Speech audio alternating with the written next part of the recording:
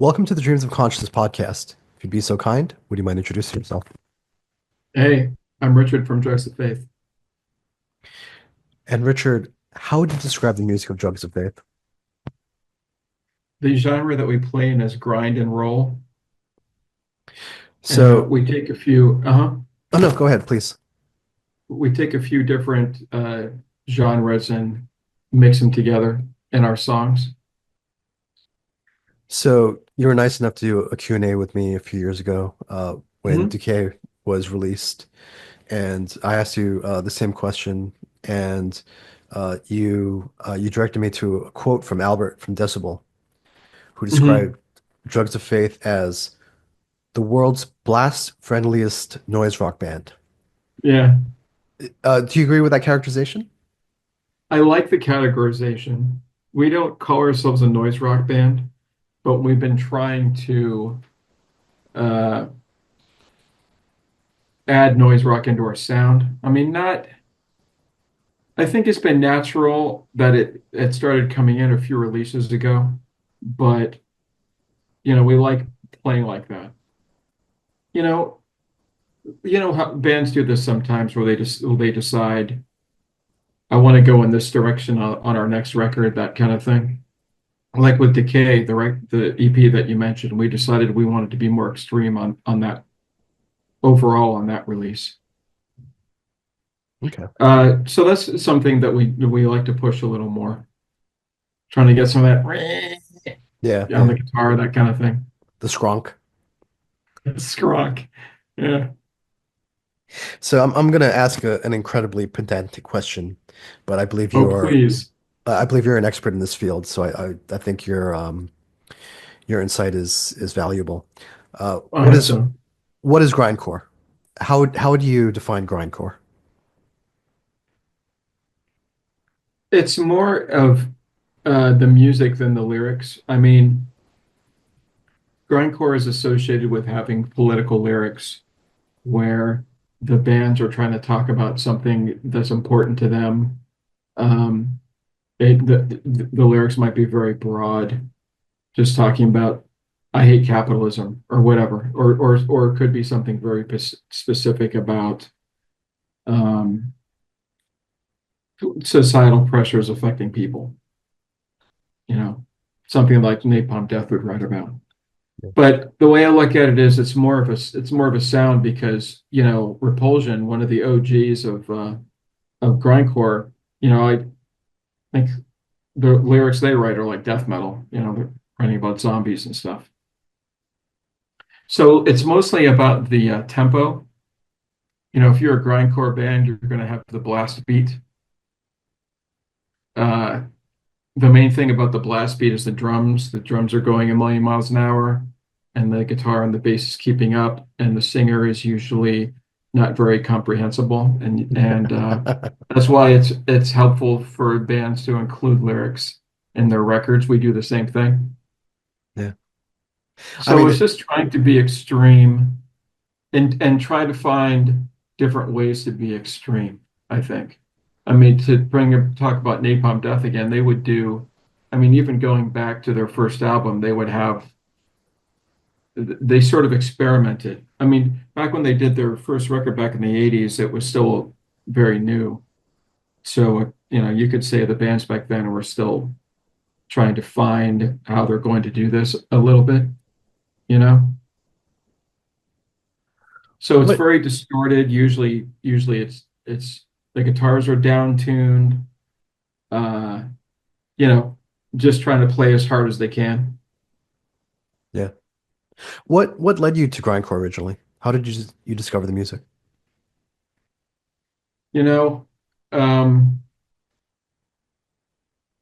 when you get the way it used to be anyway, and it must be this way for people.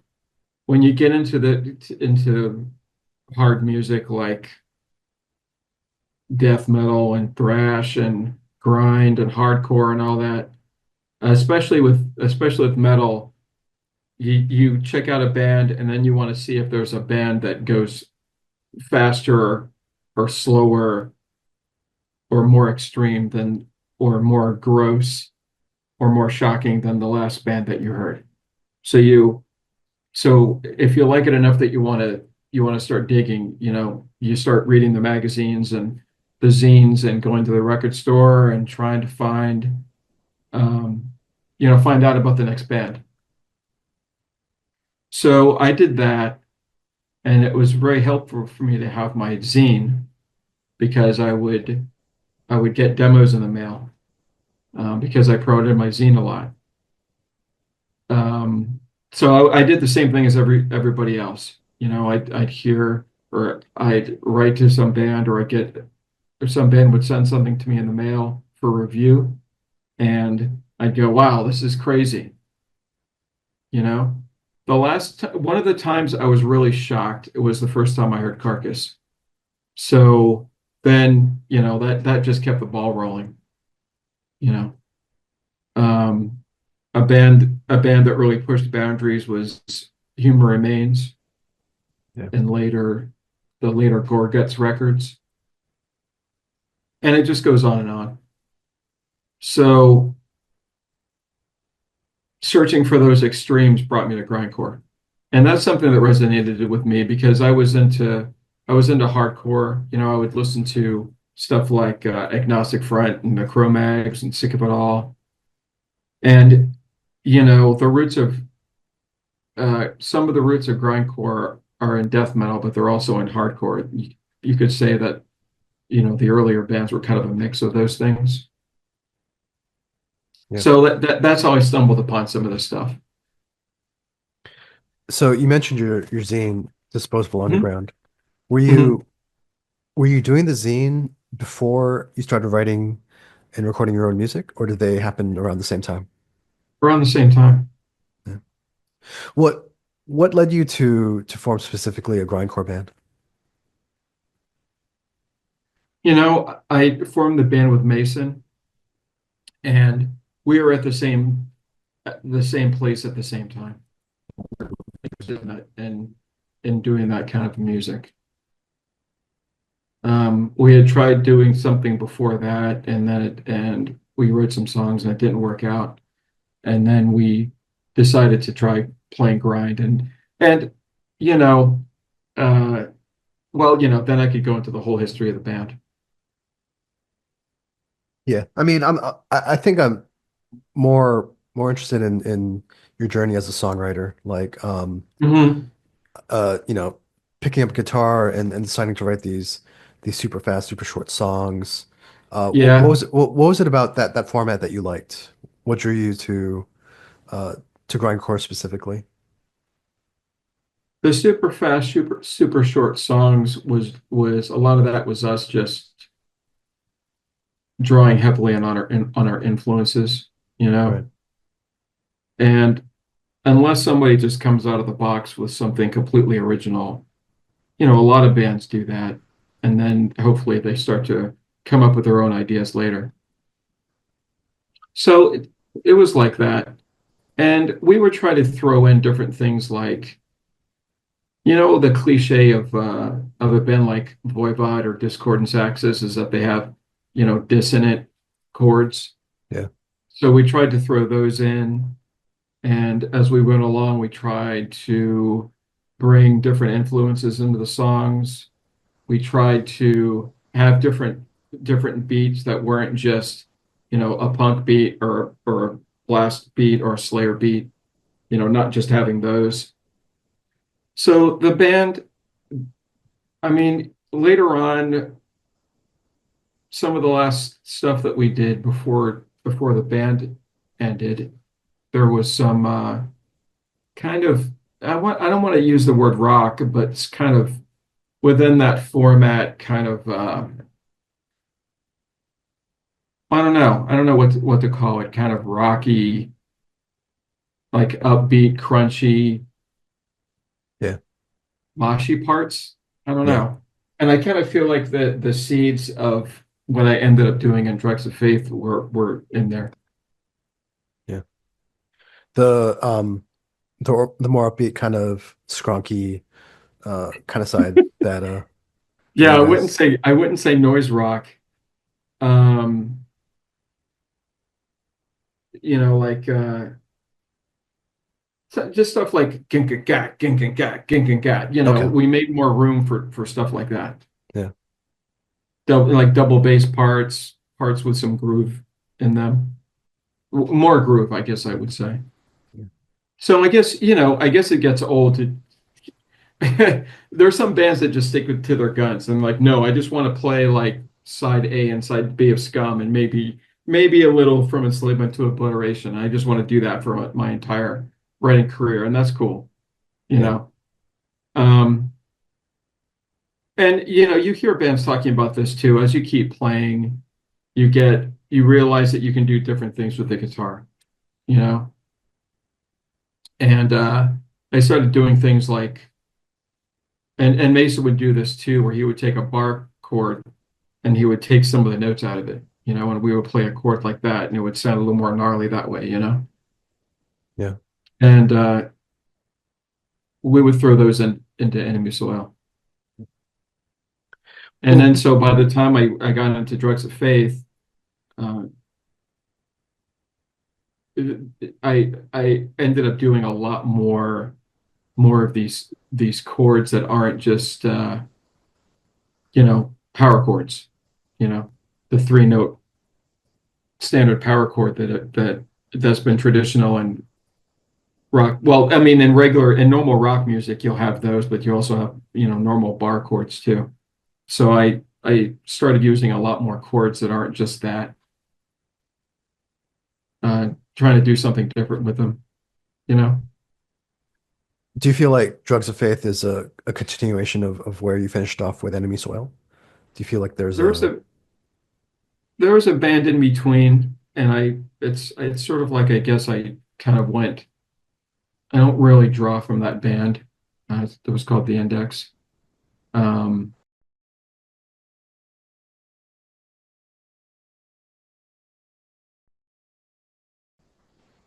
so I guess the only continuation, well, there's blast beats and I still write about some politics in this band. I did Mason and I did that in Enemy Soil. And also there was a lot of there were a lot of songs that were complaining about relationships. Um, well, I guess Enemy Soil wasn't really like that. It was more like complaining about being depressed, that kind of shit. I would write some of that. Maybe not a lot, but some. And there were some relationship griping songs earlier on in Drugs of Faith too. But now I'm just talking about the state of the world kind of lyrics, the things I have a problem with about politics, the way people are being treated. It kind of makes me sound.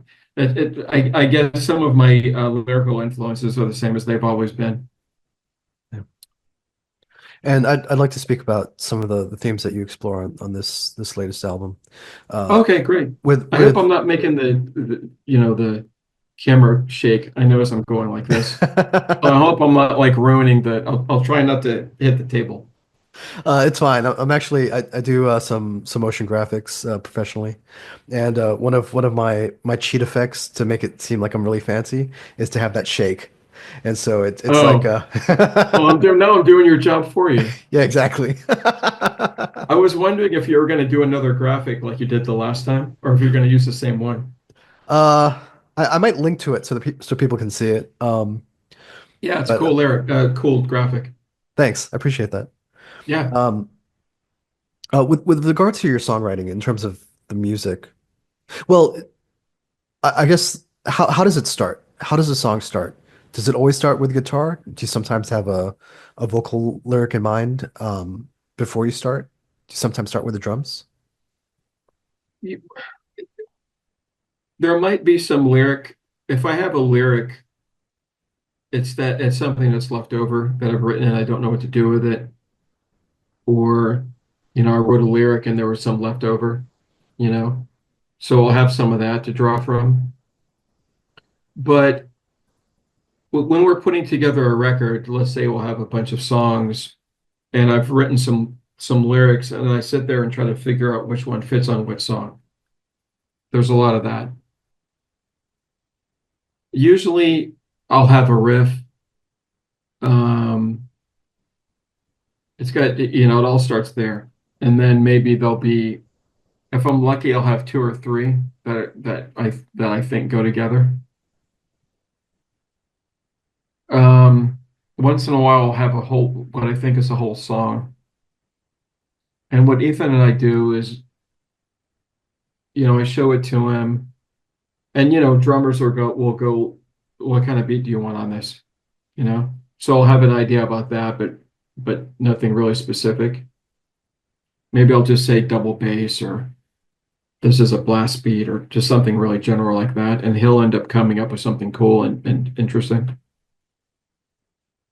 And what we'll do is we spend a lot of time trying to make sure that the song flows well.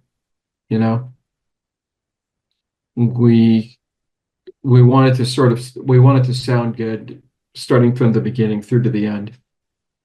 Yeah. Once you have the riffs, do you arrange it on your own before you play them for Ian? Or sorry, for Ethan? Or do you guys tend to arrange stuff together? I might just have a couple of ideas and I'll show them to them and then I'll say, I don't know what to do after that. You know, Either that or I might have a whole song. And Ivan, the bass player, has written some riffs too, and I'll have those on file. And I might go. What would be cool is if we used one of those bass parts here. And what I have to do then is usually write a guitar riff that fits over the bass part.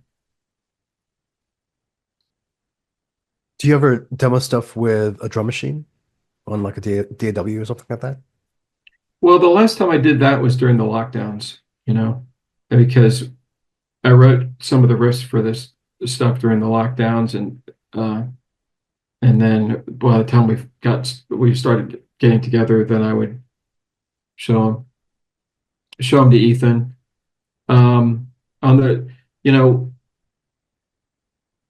Ethan and I live close enough together, but Ivan doesn't. So on when he's in town and we get to practice and we don't have to just spend time preparing for the show, then we'll have time to jam with him, and he'll throw an idea here and in here and there too. So that helps as well. So on the 21st of February, the third Drugs of Faith album, titled Asymmetrical, will be released through Self-Made God Records. We spoke a little bit about your musical journey and the way uh, Drugs of Faith has been employing more noise rock elements into the sound. Was there a specific sound that you had in mind for this album? I like that the few comments that we've gotten so far is that they're noticing that it's more rock. And I think that's cool, because I think that shows that we're not just, making the first album over again or something like that. I just um, like having more of that element in the band because it's not just relying on being our version of extreme the whole Right. time, you know, and there's more variety. Yeah. I mean, So well, one of the reasons we called it the record asymmetrical is because we feel like it doesn't have a direction. You know, there's a song and there's another one, there's another one, and I spent a lot of time trying to decide what the order of the record should be so it'll have a good flow. And then for the LP, like, what song's going to start the second side. Um, so there's a total lack of some kind of a theme to it. So I just hope that people, when they hear the whole record, they'll go, that record's cool. I like it. You know, right. I mean, that would be great. Instead of we don't want anybody to say, well, that was just kind of a mess. You know, Yeah. But does the title also correspond with some of the lyrics? Because it does seem like the lyrics do address imbalances in society and in the world. I didn't think Asymmetrical in about that it that sense. Yeah. I didn't think about it that way. It was more of like but that's an interesting point that you make. Uh, it was more of the same way that I was talking about the music. You know, I've got a song about this and a song about that, and with some of the songs, you know, I made this comment that it might have more than one idea in it, so it's just not following exactly one track all the way through. So the Yeah. lyrics are kind of all over the place also. I mean, you know, hopefully in a good way, in a good way. Yeah. One of the things I always liked about grindcore, in the few times that I actually wrote grindcore songs, is that if you're working in a 3 to 5 minute format, sometimes you run out of ways to express, things to say. You know what I mean? Like the song goes longer than you actually have lyrics or ideas that you want to express. Whereas with Mm. grindcore and the very short songs, it's almost like being a stand-up comedian, giving off one-liners. You can say everything that's on your mind, and and not run out of not have space to fill. Do you know what I mean? Yeah. Well, it sounds like you have no problem working within those limitations. You know, how it's supposed to force creativity if you put constraints on yourself. Right. Yeah. Sounds like with you, it's not a constraint. I mean, I feel like like this was a complaint I have about Saturday Night Live. Very tangential, but this is Mhm. kind of how I feel about it. Like, you have a funny concept, but then you have 6 minutes to fill. And so how many times are you going to beat the joke to death? Do you know what I mean? Like we got it in like the first 30 seconds.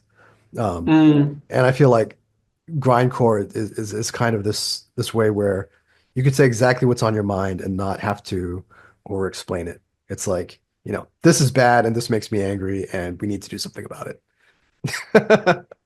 Or I'm mad at my yeah, girlfriend right now because, she left my sweater out and the cat tore it up. You know what I there you mean? go. You got a song right there. Boom. Exactly.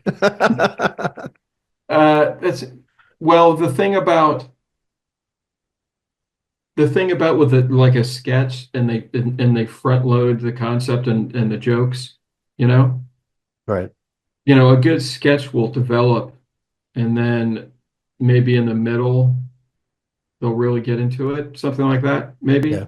And if you're writing a really short grindcore song, you're not allowing yourself to let it build up. Yeah. That's true too. And you yourself have done some comedy, right? Well, I did what do you call it? I did an open mic night. Yeah. And I actually didn't write any new material. I just pulled jokes off the internet, Okay.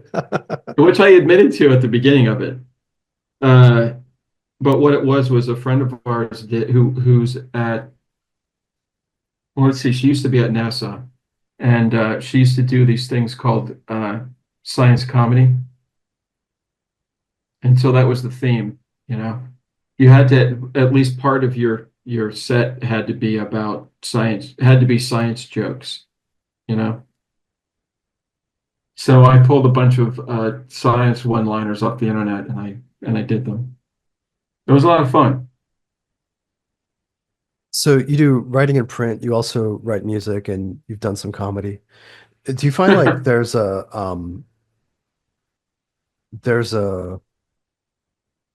I don't know, like an overarching kind of similarity to writing in general, where no matter what format you take, like there's a flow to it. You've got your beginning, middle, and end. Uh, you know, hero's journey almost like you're trying to tell a story, like no matter what the medium is. Well, I guess um, there's some lyrics I wrote that where it when you're just reading it, it just looks like uh, a three-paragraph essay or something. You know, like you'd never know that it was a song lyric.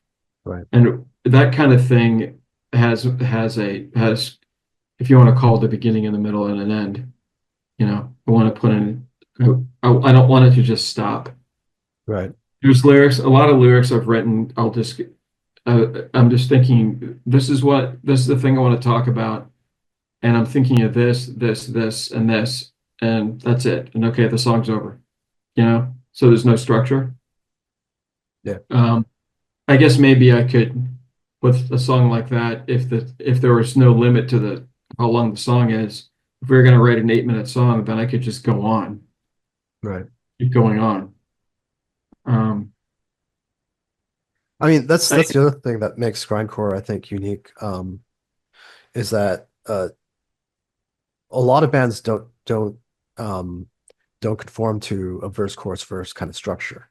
Do you know what I mean? mhm, Like a lot of times it's like this, asymmetrical, to use your term, kind yeah, of way that uh the tempos are arranged and the way that the riffs are arranged. So you never really sometimes you never really come back to a part. Do you know what I mean?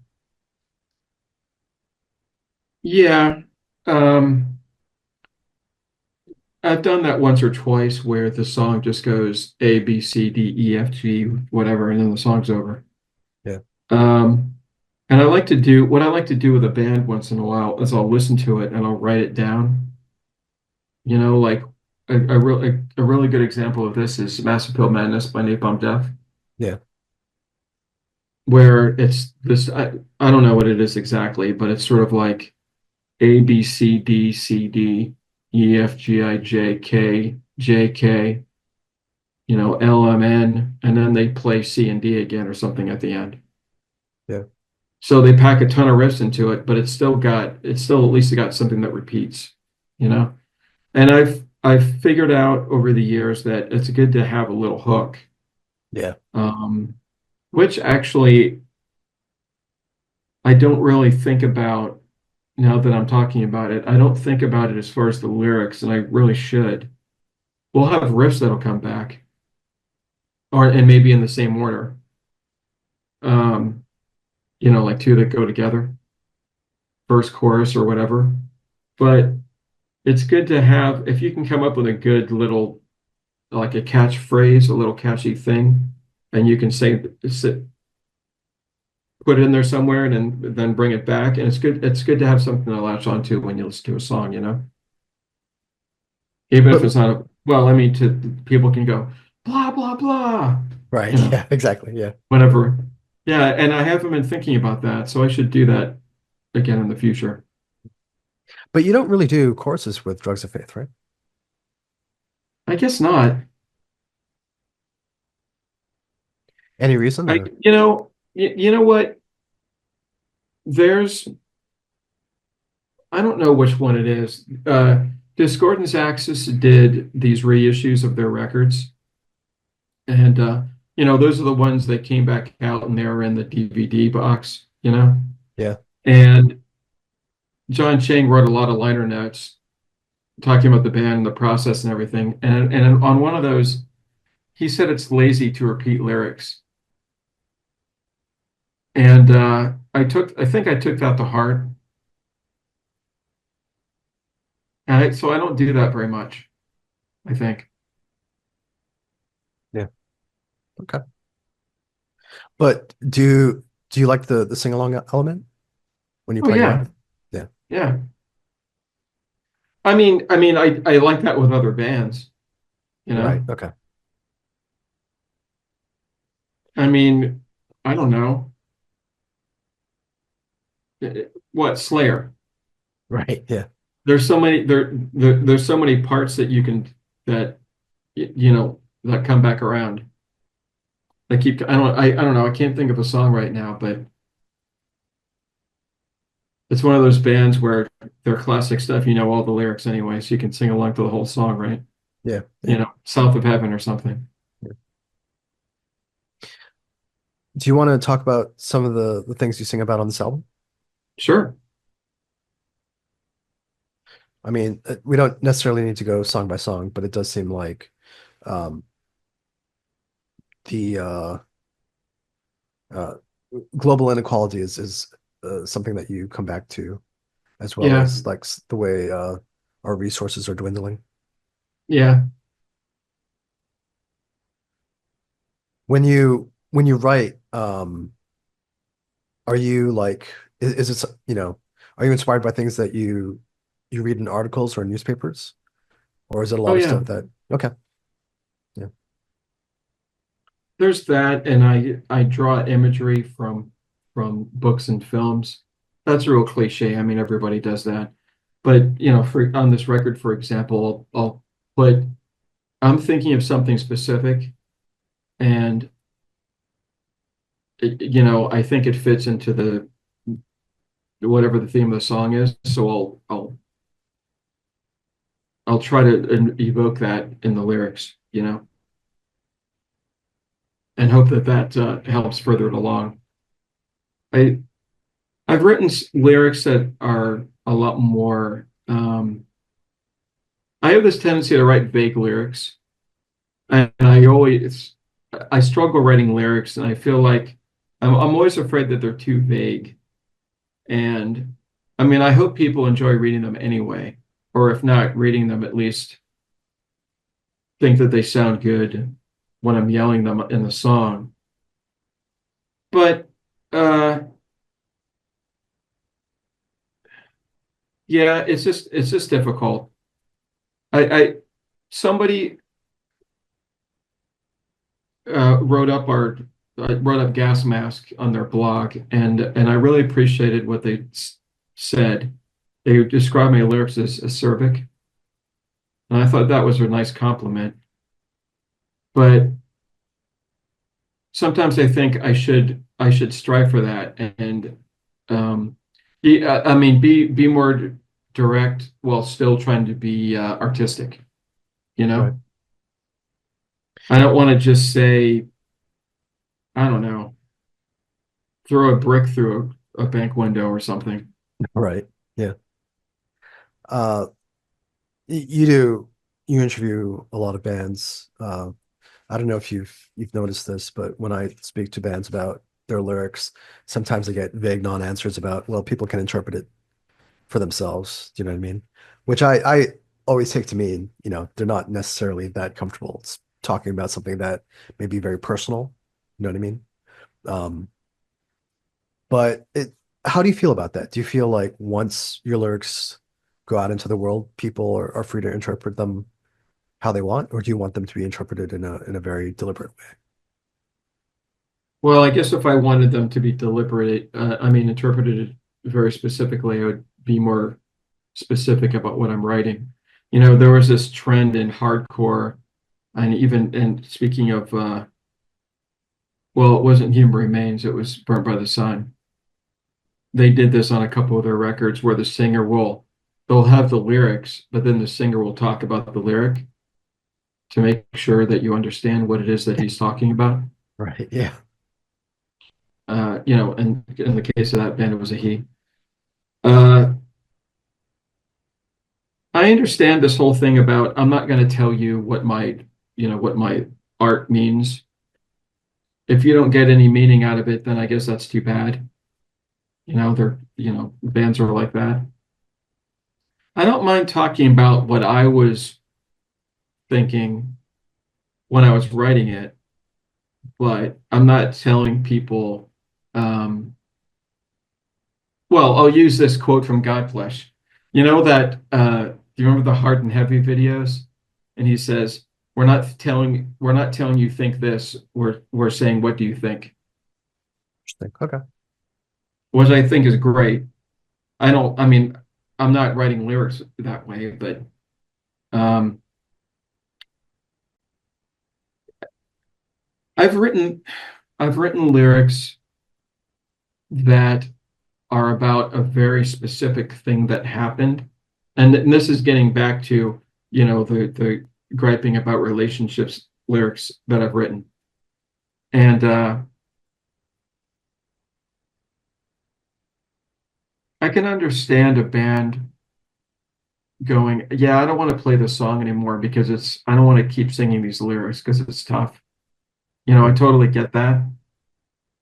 Um, I guess, but I think there's a way that you can divorce yourself from it, you know, and just perform and say, I'm playing a show here, and I'm not in Rites of Spring, I'm just trying to put on a metal show. Right. You know Yeah. what I mean? Yeah. So where did you end up recording this album? Oh, is that Developing Nations? That's in Baltimore, with Kevin Bernstein. He's recorded a bunch of bands around the DMV, as we call the area. And then bands have come in from different places to record with him. He's done Pianos Become the Teeth, Ilsa. I'm trying to think of like the big bands that he's done. Uh, He's recorded a few bands who've been on this podcast, Full of oh, Hell, okay. Full of Hell. Noise, Yep. yeah, a lot of the Yeah. bands from the DC, Virginia, Maryland area, right? Yeah. And But not he, exclusively. yeah, and he recorded Decay, right? Your previous EP. Hmm. What do you like about working with Kevin? Well, he really had how should I put it, a big hand in how asymmetrical turned out. And he helped me find a great guitar tone, and he'll make suggestions. Um, not a not a producer type suggestion. Well, like where a producer will say, "No, I need you to do it this way," or "We're going to cut this song in half," or whatever a producer is going to do. Um, but more like, you know, hey, the way that bend is supposed to be, it's supposed to be like this, and then I'll say, "Well, I do that on purpose," and then he'll go, "Okay, that happened." There's some noise effects on the record that he just came up with on the spot that were awesome, you know. Right.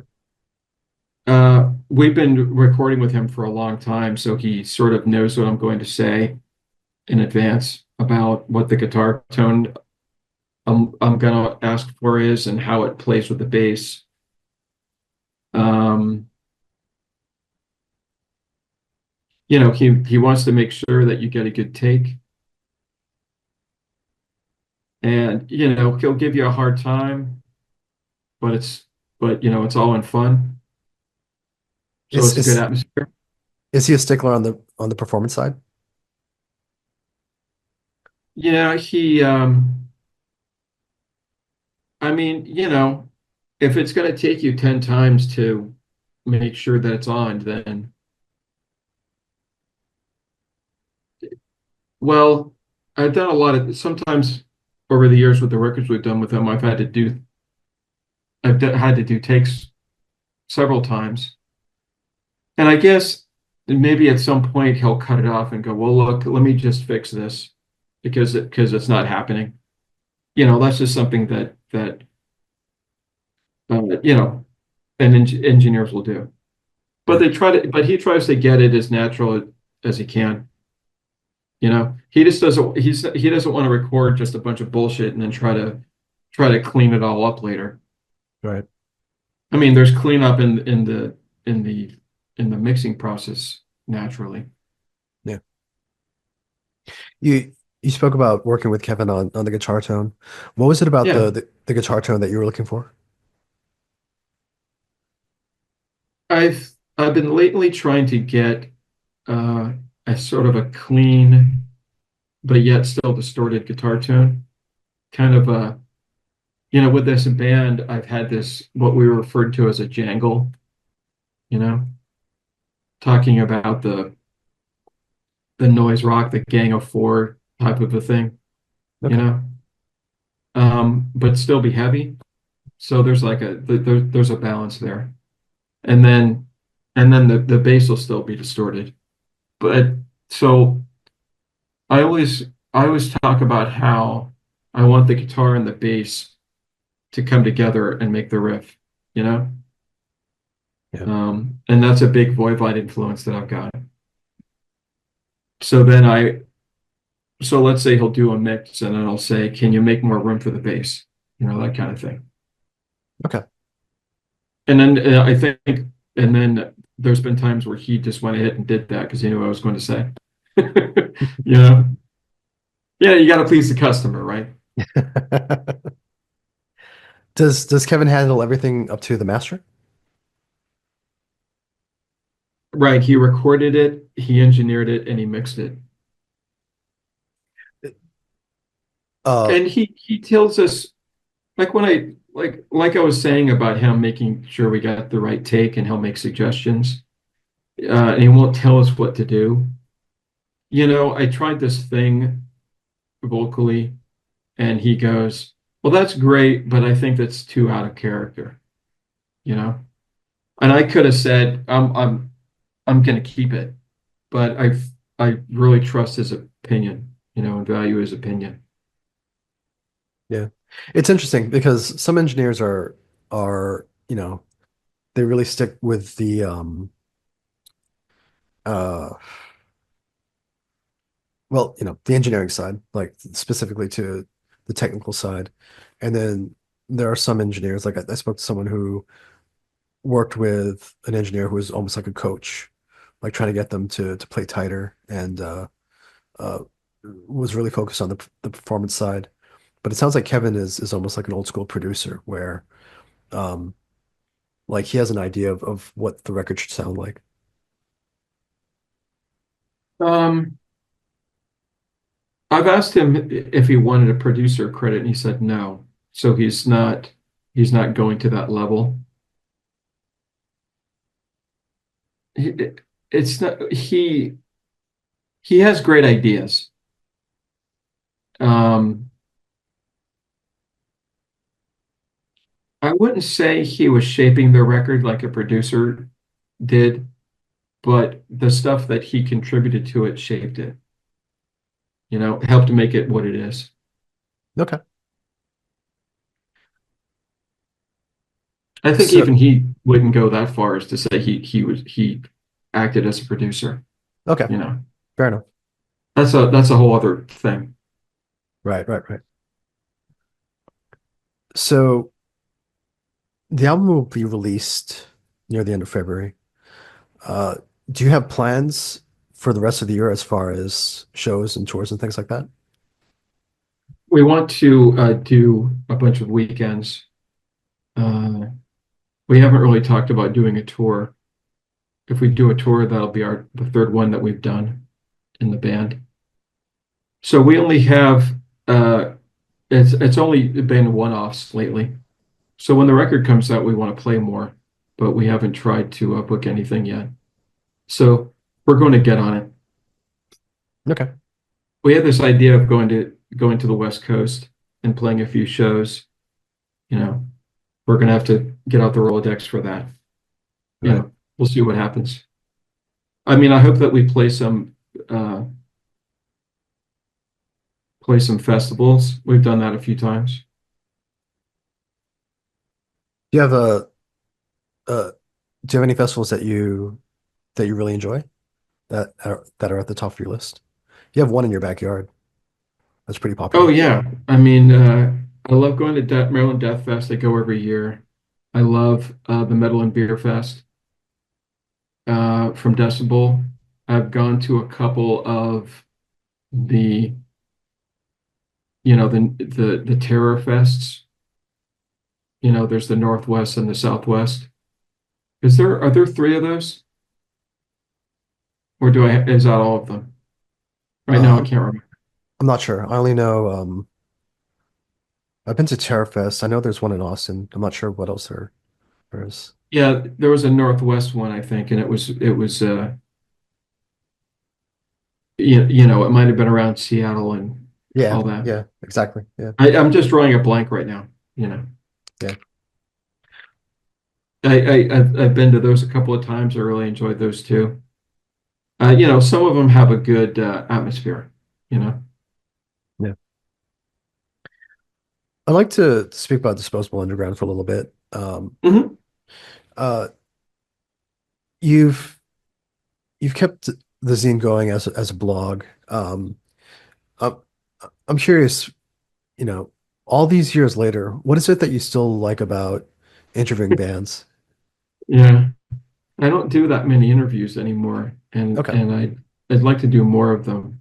I've been doing a lot of reviews, news items, and taking pictures and video of bands. So I'm taking advantage of it being a blog for doing that. Yeah. And I've been spending a lot of time on this email newsletter. That's an outgrowth of the thing where I'm taking a lot of news bites. News bites is what I call them in the newsletter. Where I'll just mention something that happened and then try to explain it just in a couple of sentences. Then here's the link. Why don't you read about it? Right. So I've been doing that a lot. I'm enjoying that. Um, and I've had this big project that I worked on for years. I started during the pandemic, and I actually have on the blog an explanation of the whole thing from beginning to end. But what I did was is I went through every issue of my zine, um, and I pulled highlights out of it and I put it on my blog. So the best stuff. All of the interviews, some of the opinion pieces, and uh, like news articles. It's some of the reviews, um, and so they're all up there in a section of the blog, and you can flip through it all. You know, and that was a lot of work because some of the zines, they're just cut and paste on paper. Yeah. And I was using these optical character recognition websites to try to get the text out of them and all this. But it's done now. It's all up there. And so I, I have to I have to start just doing a media blitz and letting people know that it's all done and it's all up. I've been posting about it some. Yeah. I mean, So it's just I'm sorry. no, no, no. I just wanted to say it's super cool to see these old interviews with, Napalm, Sepultura, bands like that. It's funny because Yeah, there's a Sacrifice interview from uh the first issue, I think. yeah. And I just spoke to those guys a couple days ago. And so it's funny to Hmm. think that, like, 30 years later, it's like some things actually don't actually change.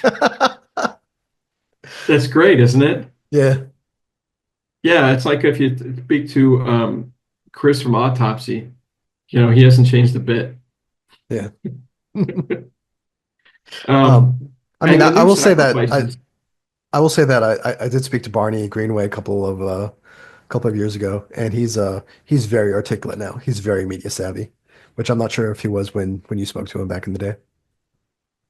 Well, I wouldn't call it. I mean, it was a different thing.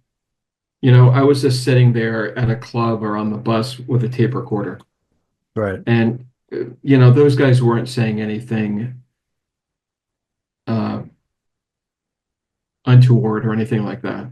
No, You no, no, know, not at all. but but I mean, yeah, he's so much better at expressing himself because man, he does so many interviews. Yeah. Every time they put out a record, I mean, he must. I don't know. I don't know how many interviews he does in a day, you know?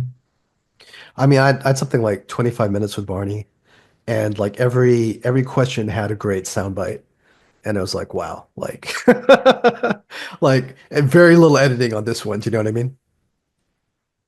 Yeah. Um, yeah, I get you won't get a whole lot of pauses out of that guy, I guess, Yeah. where he has to search. I guess it's a compliment for you if you ask him a question and he can't just pull something out right away. He has Yeah. to think about it because I think it's a compliment as an interviewer when you're talking to somebody and they say, good question. Yeah. Yeah. And once in a while somebody would tell me, oh, they'll say something like, I enjoyed the interview or these were good questions. Because, like we were just saying, they might have done by the time I talk to them, they might have done 10 or 20 already, and you'll get a lot of the same questions. So I try to come up with something a little different, but that, as far as I can tell, is different. So Dreams of Consciousness and Disposable Underground, I think, started uh, in similar ways and ended up in similar places. This is a question I Mm. ask myself every couple of months, sometimes every interview. But if you don't mind, I'm going to ask it of you. Uh, when you started it, what was your goal and what keeps you doing it? When I started the zine, I had, it's a long story how I started out by writing for other zines, and then I had my own ideas about how I'd like to do a zine if I had one. And then I finally said to myself, well, why don't I just go ahead and start one? And I still enjoy writing. Um, I still enjoy talking to people. I hope people.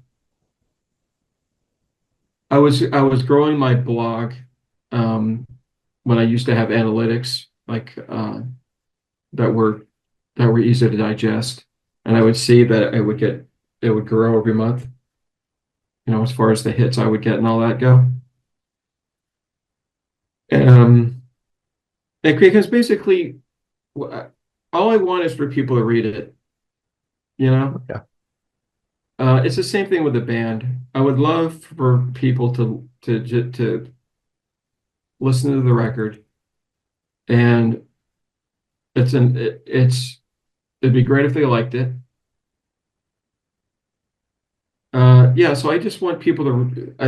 I would just like people to read it, and I hope that they enjoy it, and then they come back for more later. You know, Very cool. I hope they'll go uh, with all of these old pieces from the zine that I put onto the blog. I'm hoping with all this old classic dusty content, they go, oh wow, I can't believe that. I guess I shouldn't say can't believe. There's so much sort of archival stuff online now, which is crazy. I mean, even Jason from Misery Index does this. He's got send my stamps back. Yeah. Um, and then you have these websites like Issue, you know. Uh, I mean, the whole retro thing with zines and and tapes is just nuts. You know?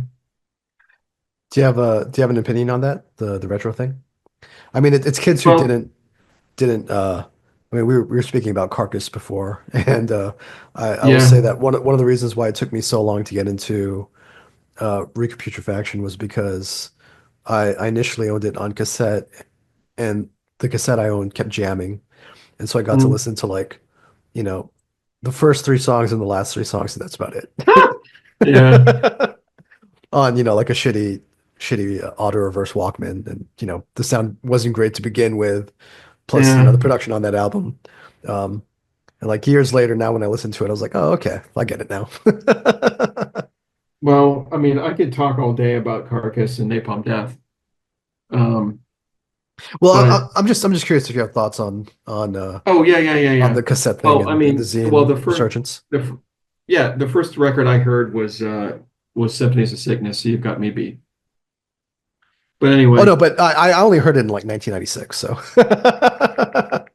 oh, okay. Well, I got you beat still. yeah, yeah, Anyway, uh, yeah, it's just another thing that's happening in cycles. Everything coming back around. For some reason, for a long time, it was fashionable to dress like you were in the 70s, which I never understood. right. And, you know, I always thought it was weird that power violence came back. Um, and the old school death metal thing has been going on forever. Uh, so you just see this sort of thing over and over, you know? And so it makes sense that people want to do zines again and make ads. Yeah. Um, Uh, no, it's cool. You know, I mean, it's kind of interesting. There's this thing that I only discovered because I went to a show in DC, and it's just one piece of paper and it's got reviews in it. This Interesting. is community standards, and it's charming because there's no way to contact them. And it says more next month, and you just got to find it, I guess. And it's awesome, you know. I mean, I haven't tried to find it online because I'm assuming it's not. Um, but it's great, you know. So you enjoy it. You enjoy the zine and cassette versions. Yeah, Okay. there was this great zine that if I understand correctly, ended unfortunately called Paper Jam, and that was awesome to observe because at first it was just a simple little zine that's stapled in the middle and it was on a colored paper, but uh, they spent time on the look. You know, they wanted it that had a really good graphical look. You know, and they wanted the articles to be well written. So it was a quality publication, but each one got better because they were, it looked like they were spending more money on it and it got classier, you know. Um, so, some zines aren't interested in any of that. They just want to be old school, you know, Yeah. and make it look like it's, 1989 or something. Yeah. And Now, that's in Southeast Asia, we have a bunch of those. Like everyone wants to pretend that it's still 92 doing like full right, staple cut and paste scenes, black and white right, photos. right. You don't, when what I did with my zine is when I graduated from cut and paste and I went to desktop publishing. Uh, at first it was kind of a combination, and then it was all done on desktop publishing, and I tried to make it look good. I mean, with varying results. Some of them look better than others. I kept tinkering with it, that one issue would look like this and another one would look like that. Would you ever put out a printed zine again, like maybe as an anniversary issue or something like that? I've been thinking about that. I did this thing where I printed out some pages and just stapled them together, and I handed them out at Maryland Death Fest. Like I printed out some of the interviews with some of the bands that were playing. You know, That's awesome. um, I only did that once. I guess I guess I don't think I'm ever going to get around to it. You know, Yeah, I mean, it's important to keep putting content up on the blog, and I got plenty to write about. I get all the promos via email, of course, and then I'll take pictures or video at shows. And, I go online trying to find stuff to write about. Um, so, I got plenty to do. is there one interview that you're particularly proud of? There's some interviews that I think came out really well, and I'm proud of those. When um, I've gotten a lot better as a writer. I look at some of the stuff that I wrote when I was working on this project of putting a lot of the content onto the blog from the zines. Then it just some of it was cringeworthy, and I put it up anyway. Some of it was so cringy I didn't put it up. But I like to think that I've gotten better as a writer over the years, and I try to write something that's will be entertaining to read and it's got a good flow to it. And I try to be clever, you know. Yeah. So, so, um,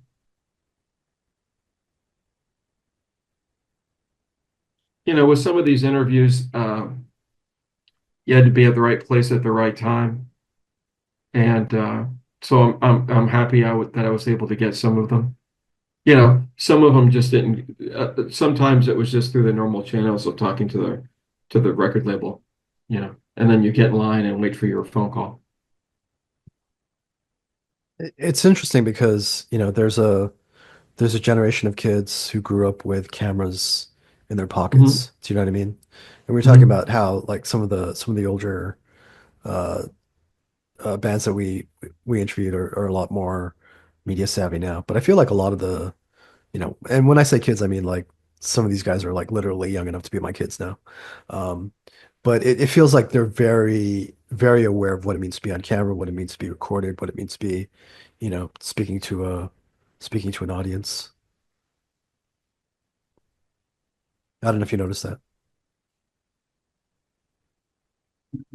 When you say what it means, how do you mean? Um, it, like I wouldn't say like they're necessarily that polished as, in doing interviews, but it does seem like they're much more comfortable on camera. I mean, like as we do this interview, Oh, I'm not on camera. I don't have a camera set up on this computer. Um, and it's something that I was never comfortable with, and I didn't really grow up in it, you know, grew up with camera phones for things like that. And so it's still a weird thing for me, to be somewhere, to like be at the gym and then see like, someone filming me and be like, hey, why mm, is this happening? Do you know what I mean? Whereas I think, yeah, every time these guys play live, every time they, go anywhere, even if they're just out with their friends goofing off, you know, they're very conscious about being recorded. Um, yeah, I see what you mean. There's less and less people, I guess, that you're going to meet that are they're like when you pull out a camera, they'll go like that. They don't want their picture taken. yeah, Eventually there's not going to be any of that, I guess. yeah. I haven't noticed. Okay. I I don't want to get into the whole thing of me being like a cranky old guy talking about how the kids are conducting themselves online and all that shit. I mean, I've written one of the songs on the new record talks in part about people being manipulated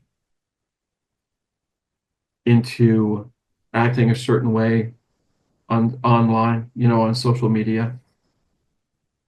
And I was being specific about who I was talking to, but I mean, especially with the tech and industrial complex that Biden brought up.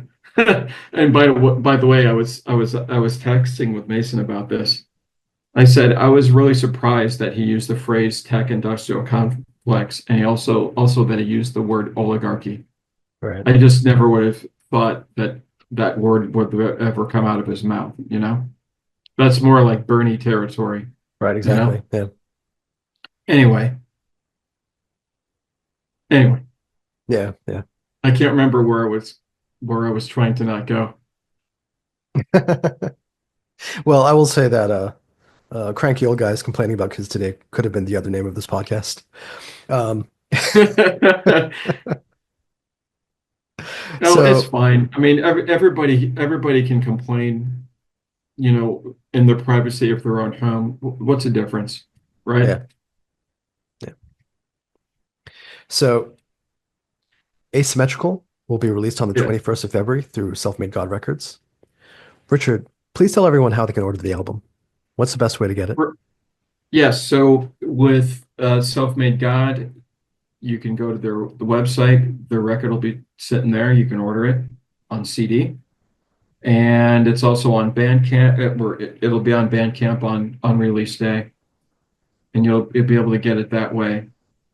Uh, Self-Made God, just like a lot of labels, has all of their records up on their Bandcamp, and that'll be one of them. And then it'll be on Spotify and Apple Music. And then Malakul is putting out the LP version, and they've got a web store, um, a big cartel. So Malakul is Nolan from Genocide Pack's label. Oh, very cool. Yeah, he puts out a lot of brutal stuff, and I don't know. Drugs of Faith might be the least brutal of all the bands that he's released. I don't know about that. I'll have to ask him.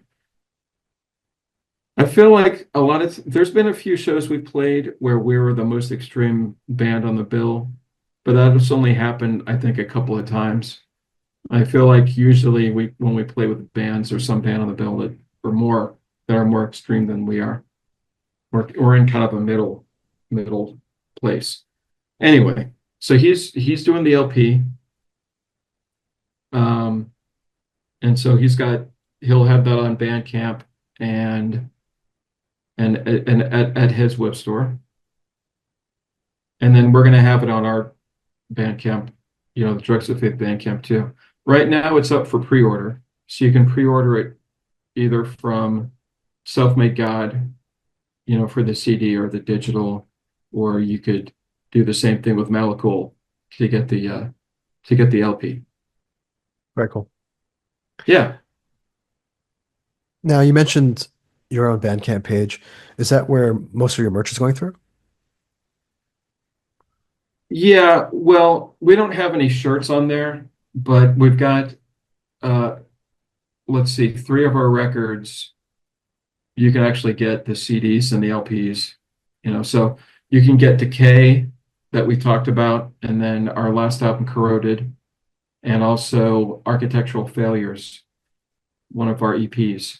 Um, you can buy the physical records from us there. But also the same thing goes for those two. Nolan on Malakul put out Architectural Failures, so he's still got copies of that.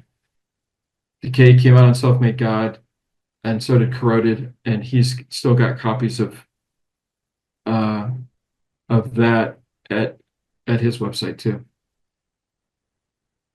And But if people, anyway, on our Bandcamp, we've got a lot of other bits and pieces up there too okay, cool. that aren't available anymore. But you can get them there. And if people want to get updates on tours and things like that, or shows, I guess, one-off shows that you might be playing, what's the best way to do that? Yeah, so we post about all that stuff just like everybody does on social media. I just joined Blue Sky yesterday with the band, and then we're on all of Mark Zuckerberg's platforms. And I signed up for a couple of those music streaming sites. You know how there's the one, is it Songkick, that talks to Bandcamp? I'm not sure. So then when you make sure that the show's on Songkick, it'll like flow into when you go to the Bandcamp, the show will be Oh, listed there. okay, very cool. I can't remember if it's Songkick or if it's something else. And then, I make sure that our shows are on Last FM. Okay. We post all of our shows that we're going to play on our website. And then I've got a list of all the shows we ever played on there. Drugsoffit.com. Yeah, that's just nerd stuff there. Is it Sidekick? I'm not sure. Well, you know what I'm talking about, whatever the platform is. Uh, Or do you know what I'm talking about? Bands in Town? That's the only one I know about as far as Was shows. it that one? Somebody let us know in the comments. I'm getting into like technical stuff here. Yeah. When you go to a band camp and it'll have, I ju- the bio of the Richard, I band, just and saw our then future. Richard, I just saw our future 10 years from now. Two old guys not understanding how the internet works anymore. yeah, we'll be sitting here going like this. How do you do that again? I don't understand. Yeah, I just can't remember which one it is, but there, when you go to Bandcamp and it's got the bio of the band, and then if they have any shows, they'll be Yeah, listed yeah, yeah, there. yeah. And you're like, I had to look it up. I couldn't tell how to do that. And then, Bandcamp says, "Oh, you should you should sign up to this other place," and then it'll automatically update. Okay, It's the cool. wonders of modern technology. Do you want to give any updates on some of your other projects? Yeah, I've got this thing. We call it's an electronic industrial project called Digital Negative, and we've got two EPs out, and we finished the third. So we're going to be, announcing that, like after the Drugs Faith Records out, we'll start working on announcing that. Um, that's like, that's just totally different. I'm doing that with Daniel. He's played in some bands, and he's most known as Person 918X Okay. online. And I play bass in Palau. It's a hardcore band with blast beats. We recorded songs for a split, so that's going to come out at some point. You know how it is, you record, but then you have to get the cover together Right, yeah. and finish the record off and everything. I think we got and get it mastered and blah blah blah, do all the stuff. It's not ready to come out yet. I did this I did this thing with a couple of guys. It's kind of a power violence, grind thing. And it's one of those things that you just throw it on Bandcamp, you know, and then that's the end of it. It's called Mind Leak. And I've posted about that on social media. And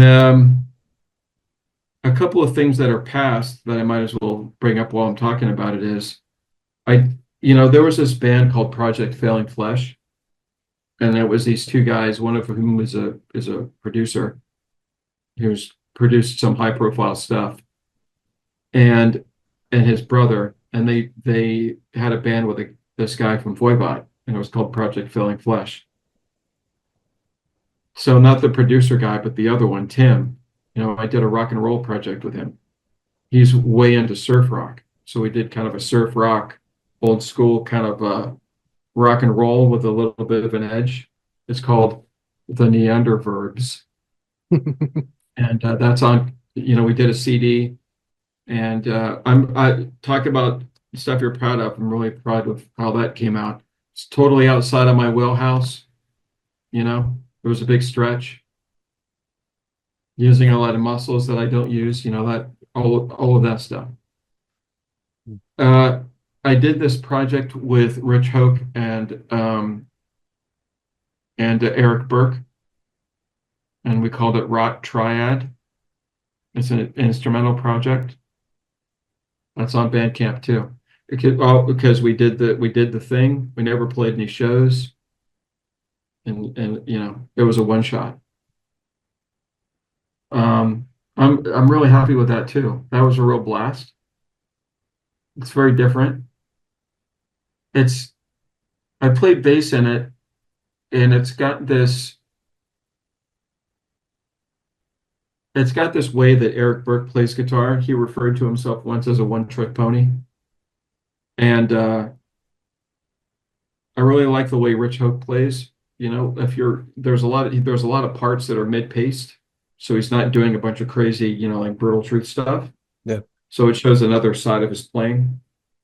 And the what I was trying to do is do kind of kind of like a Godflesh kind of a bass. Okay, cool. So it's all like three different things coming together, and I like that a lot. So those are some of the major things that that I've done over the past several years that I'd like to mention. Very cool. Thank you so much, Richard. I appreciate your time. Oh, thank you. I really enjoyed it. It was good talking to you.